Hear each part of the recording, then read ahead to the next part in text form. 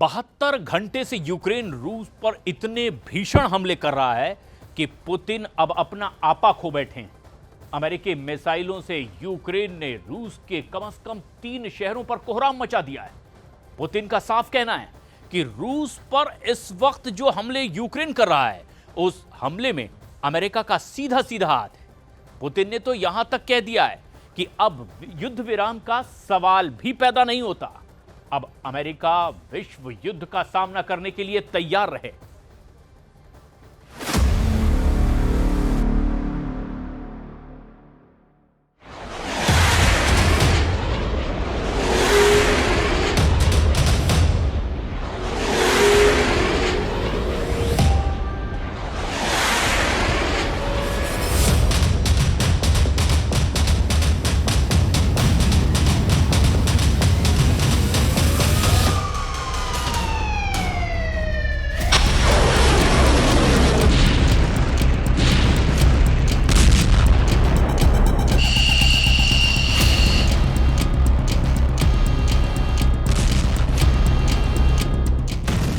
जनवरी ATACMS से हमला, 5 जनवरी और शानिक से बदला।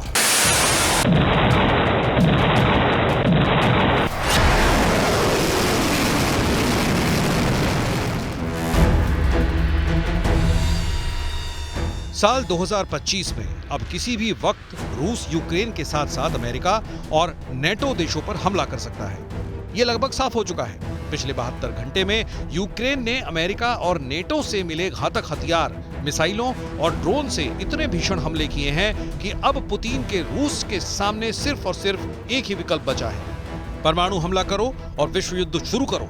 पिछले 72 घंटों में ही पुतिन को एहसास हो गया है कि चाहे अमेरिका के वर्तमान राष्ट्रपति जो बाइडेन हो या फिर अमेरिका के नवनिर्वाचित राष्ट्रपति डोनाल्ड ट्रंप, सभी चाहते हैं कि रूस यूक्रेन से जंग में हार जाए। जहां बाइडेन ज़ेलेंस्की को घातक हथियार देकर रूस पर हमले करवा रहे हैं, तो वहीं ट्रंप चाहते हैं कि पुतिन उनकी शर्तों पर युद्ध विराम करे, जो पुतिन कभी नहीं करेंगे। यानी अब एक ही रास्ता बचा है कि 1046 दिन से चल रही इस जंग का फैसला अब परमाणु या विश्व युद्ध से हो। और इसी को लेकर पुतिन अमेरिका, यूक्रेन और नेटो से 2 कदम आगे निकल चुके हैं। पुतिन ने अपने हाइपरसोनिक मिसाइल ओरेशनिक से यूक्रेन पर बड़े और घातक हमले करने के आदेश दे दिए हैं।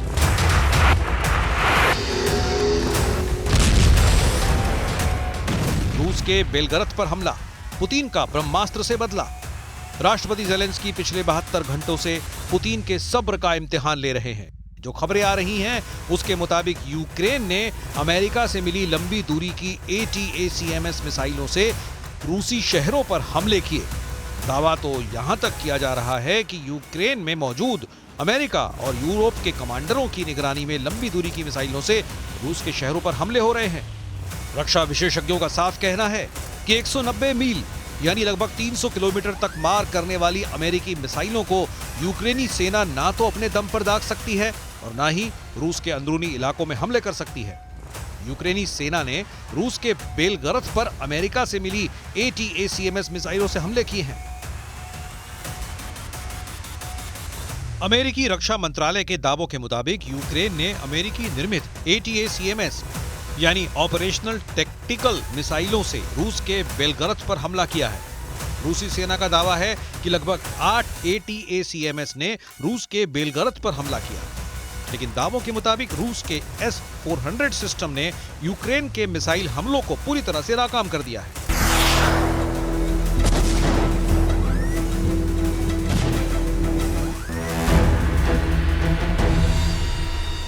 रूसी सेना का दावा है कि रूस के S-400 मिसाइल सिस्टम ने यूक्रेन के 8 ATACMS को बेलगरद में गिरने से पहले ही हवा में तबाह कर दिया।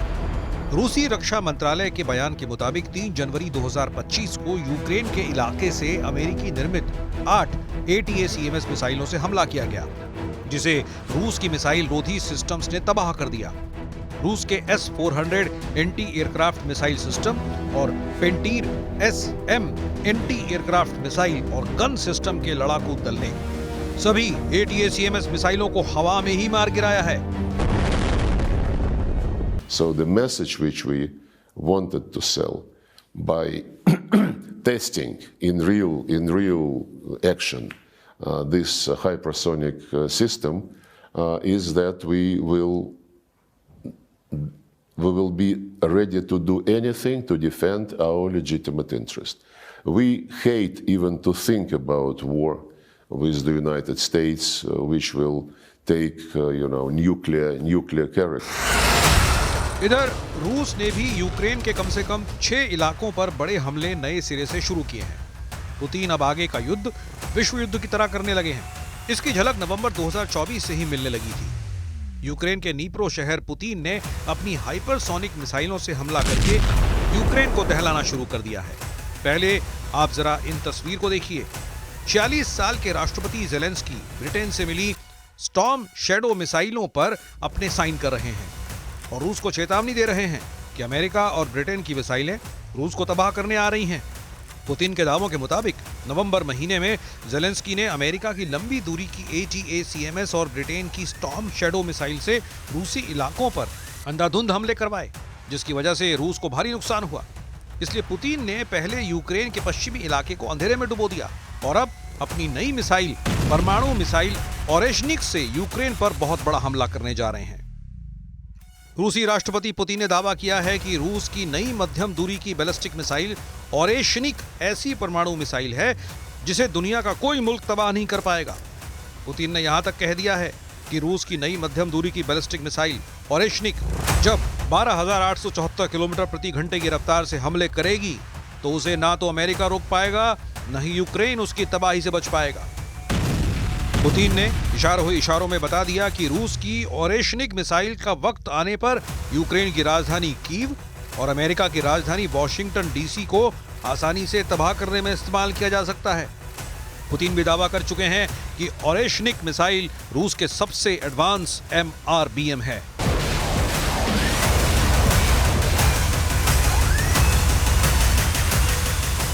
Зокрема, постачання зброї від партнерів – це пряма залежність. Чим більше вогнева сила нашої армії, чим більше у нас технологічних можливостей, тим більше зможемо знищити російського наступального потенціалу і захистити життя наших воїнів.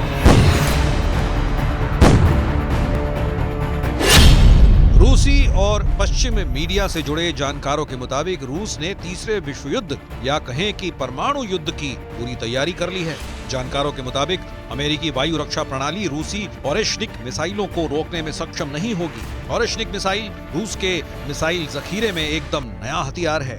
रिपोर्ट्स के मुताबिक ओरेशनिक मिसाइल की मारक क्षमता काफी ज्यादा है। इसके वॉरहेड में कई तरह के बदलाव किए जा सकते हैं और इसमें बेहद आधुनिक गाइडेंस सिस्टम लगे हैं। इतना ही नहीं, इसे जमीन और समुद्र दोनों जगह से दुश्मनों पर दागा जा सकता है। ये मिसाइल मैक 10 की गति से चलती है, जो 3 किलोमीटर प्रति सेकंड है। एक बार इसे दागे जाने के बाद इसे रोकना बहुत मुश्किल है। रूस की इस नई मिसाइल का नाम ओरेशनिक है, जिसका शाब्दिक अर्थ है जलनट ट्री। ये एक प्रकार का पेड़ है। ये रूसी मिसाइल आधुनिक वायु रक्षा प्रणाली को चकमा दे सकती है। ओरेशनिक मिसाइल रूस की पुरानी मिसाइल RS-26 रूबेस से प्रेरित है, जो अंतर महाद्वीपीय बैलिस्टिक मिसाइल है।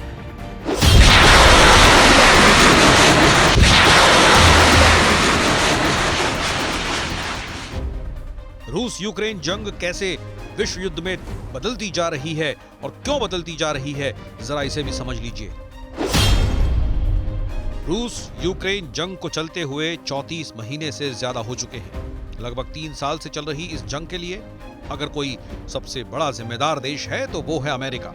अमेरिका की शह पर ही यूक्रेन को भारी हथियार गुप्त तरह से पहुंचाए गए।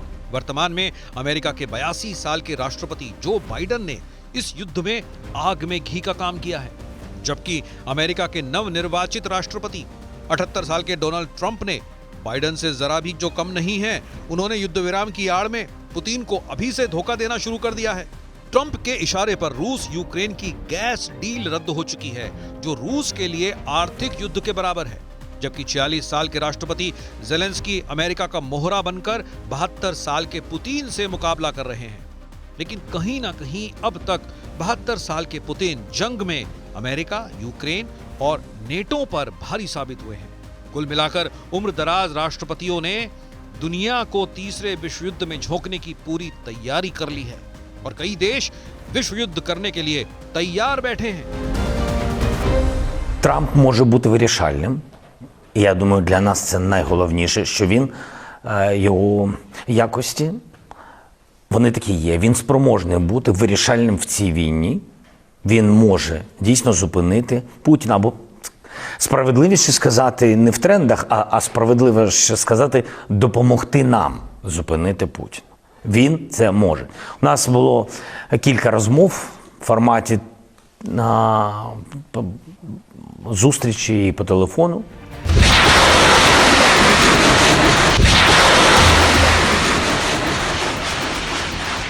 अब आप ये जान लीजिए कि ब्रिटेन अमेरिका के साथ साथ फ्रांस भी यूक्रेन जंग में किस तरह से रूस को टक्कर देने जा रहा है। खबरों के दावों के मुताबिक फ्रांस के राष्ट्रपति इमैनुअल मैक्रों ने अगस्त 2024 से अब तक यूक्रेन में गुप्त तरीके से हथियार और अपनी स्पेशल फोर्सेस के कमांडोज को पहुंचा दिया है। दावा किया जा रहा है कि फ्रांस ने अपनी घातक तोपें, बख्तरबंद वाहनों को पूर्वी यूक्रेन में पहुंचा दिया है, जहां रूसी सेना की तरफ से सबसे भीषण हमले पूर्वी यूक्रेन पर किए जा रहे हैं।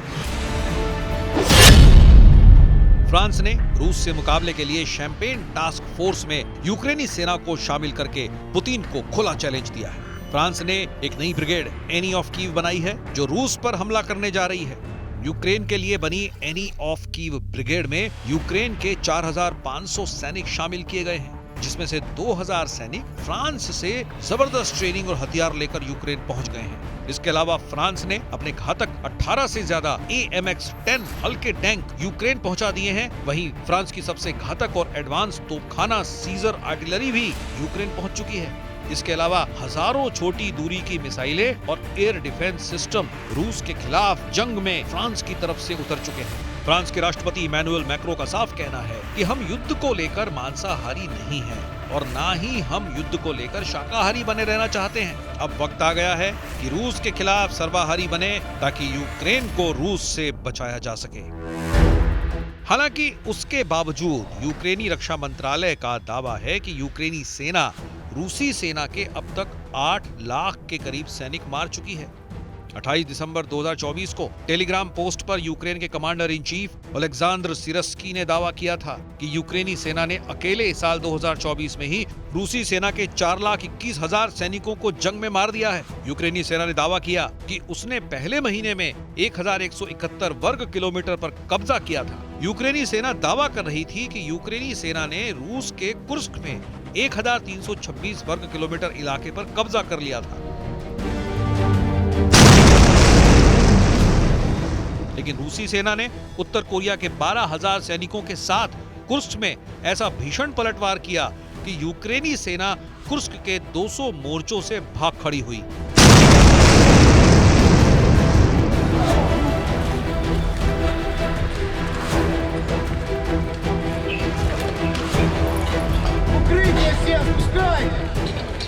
यहाँ तक कि रूसी सेना ने यूक्रेनी सेना से 50% से ज्यादा इलाका कुर्स्क में वापस छीनकर आजाद करा लिया है।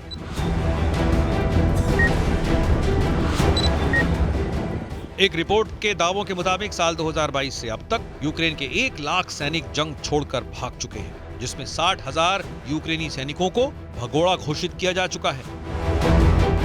कुल मिलाकर हालात ये हो चुके हैं कि अब पुतिन को रूस के वजूद को बचाने के लिए तीसरे विश्व युद्ध को करना ही पड़ेगा।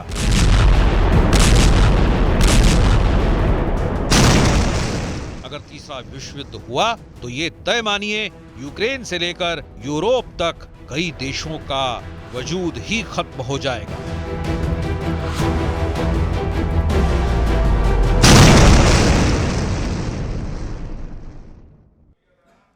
हूथी लड़ाकों ने इजराइल पर बैलिस्टिक मिसाइल की बौछार कर रखी है। हूथी विद्रोहियों ने एक नया हमला अमेरिका की टॉमहॉक मिसाइल के बदले में शुरू किया है। हूथी लड़ाकों के खिलाफ इजराइल अब नए फ्रंट से हमले की तैयारी कर रहा है, तो हूथी विद्रोहियों पर नेतन्याहू पिरामिड बम से हमला कर सकते हैं।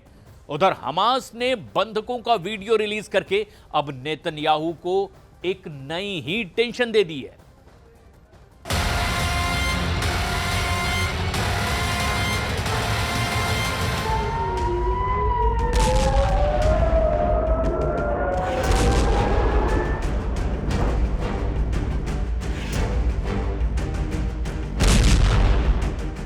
हूथी ने इजराइल में घुसकर तबाही मचाई।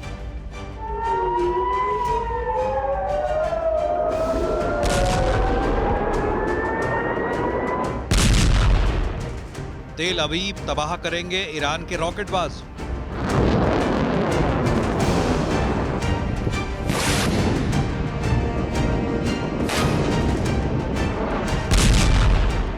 हूथी को हमास न समझना इजराइल। लाल टोपी वाला कमांडर करेगा वॉर खल्लास।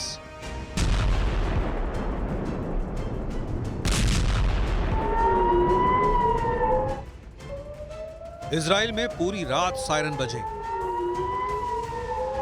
इजराइल के आसमान में पूरी रात बारूदी रॉकेट दिखे। इजराइल के हदेरा एल्जार में बैलिस्टिक मिसाइल का टेरर फैला रहा। हूथी फाइटर्स ने इजराइल को बर्बाद करने के लिए मिसाइलों की अंधाधुंध बौछार शुरू कर दी है।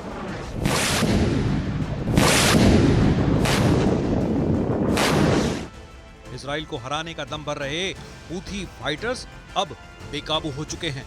हूथी लड़ाकों ने इजराइल पर नया हमला अमेरिका की टॉम हॉक मिसाइल के हमले के जवाब में किया है।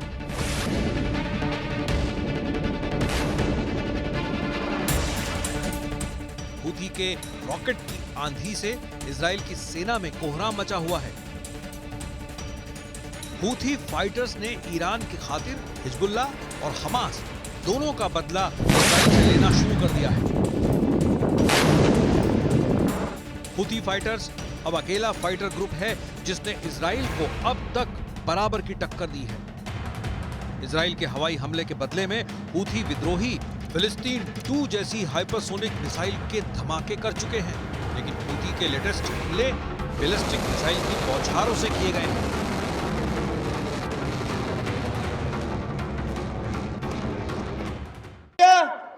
استهدفت محطة الكهرباء التابعة للعدو الإسرائيلي شرقي منطقة يافا المحتلة، وذلك بصاروخ باليستي فرط صوتي نوع فلسطين 2، وقد أصاب الصاروخ هدفه بدقة بفضل الله. الله أكبر.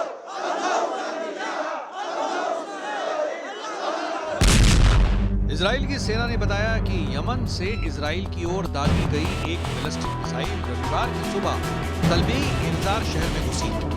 आधी रात शुरू हुए रॉकेट हमले में हूथी विद्रोहियों ने सुबह बैलिस्टिक मिसाइल के धमाके की कोशिश की है। बैलिस्टिक मिसाइल का टारगेट उत्तरी इजराइल का हदेरा इलाका था, जहां इजरायली सेना ने पहले ही हमले की चेतावनी जारी की थी। हूथी की लंबी दूरी की मिसाइल हमले से बचने के लिए एयर डिफेंस सिस्टम को एक्टिव करके रखा गया है। יצירתית מול ציר הרשע של איראן שחותר להשמדתנו. הבוקר החות'ים שיגרו טיל קרקע מתימן לשטחנו. הם כבר היו צריכים לדעת שאנחנו גובים מחיר כבד על כל ניסיון לפגוע בנו. מי שזקוק לתזכורת בעניין זה מוזמן לבקר בנמל חודדה. כל מי שתוקף אותנו לא יחמוק מנחת זרוענו.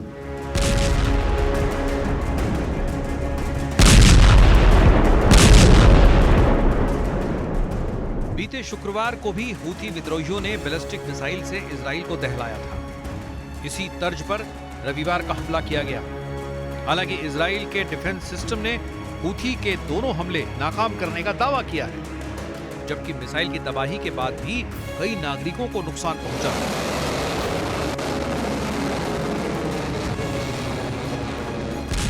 हूथी विद्रोहियों के हमले में आई तेजी की कई वजहें सामने आई, जिसमें अमेरिका के हमले के पलटवार के साथ ही इजराइल और मिस्र की वॉर डील को भी सबसे बड़ी वजह बताया जा रहा है।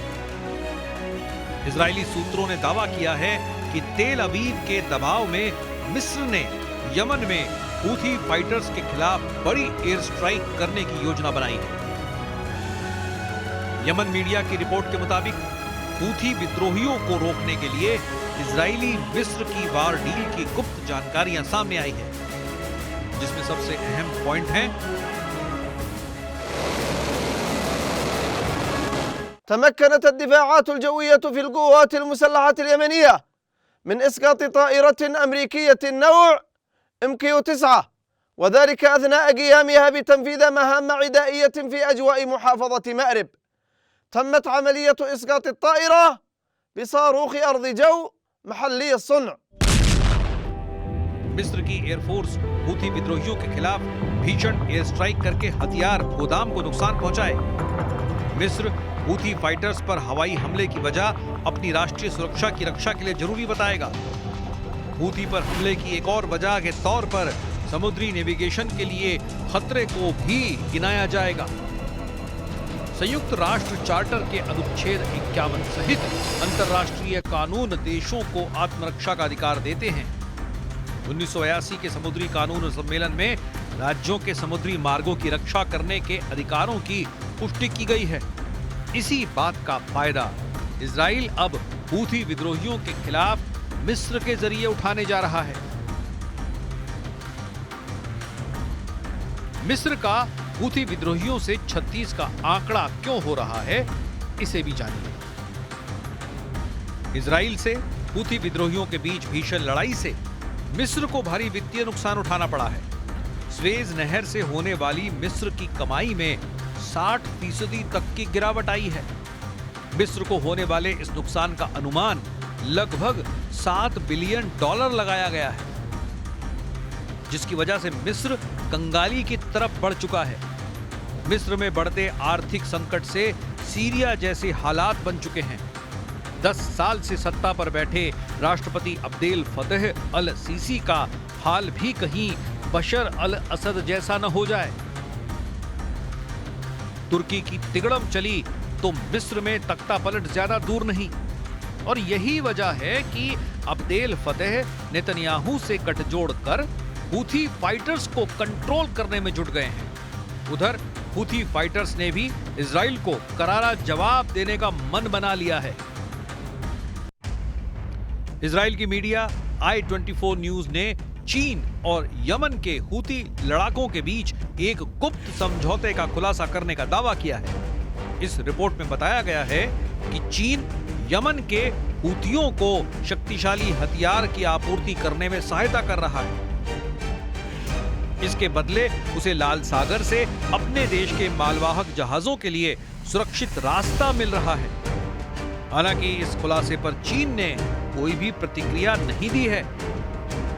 लाल सागर पिछले 1 साल से इंटरनेशनल कारोबार के लिए खतरनाक रूट बना हुआ है। I-News-24 की रिपोर्ट में बताया गया है कि चीन और हूथी के बीच हथियारों की सप्लाई का बड़ा नेटवर्क सामने आया है, जिससे लाल सागर ट्रेड रूट खतरे में पड़ सकता है। I-24 न्यूज से बात करने वाले अमेरिकी खुफिया सूत्रों के अनुसार ईरान समर्थित हूथी लड़ाके अपने हमलों में चीनी हथियारों का जमकर इस्तेमाल कर रहे हैं। चाइनीज हथियारों के बदले में चीनी झंडे लगे मालवाहक जहाजों को लाल सागर में हूथी विद्रोही सुरक्षा की गारंटी दे रहे हैं। अमेरिकी खुफिया सूत्रों के मुताबिक हूथी बैलिस्टिक और क्रूज मिसाइलों में चीन के उपकरण और तकनीक के इस्तेमाल की पुष्टि हो चुकी है।